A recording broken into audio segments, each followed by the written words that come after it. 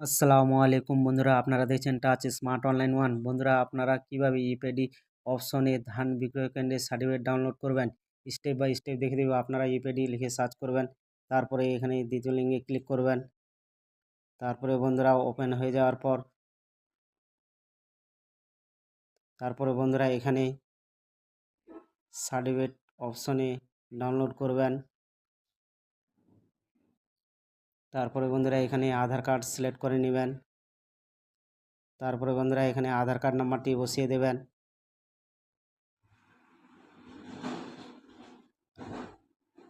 তারপরে বন্ধুরা এখানে ডাউনলোড অপশনে ক্লিক করবেন।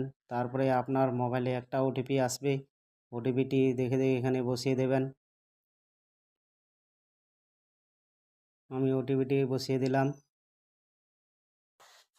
সাবমিট বোতামে ক্লিক করার পর তারপরে এখানে আপনার সার্টিফিকেটটি শো হবে।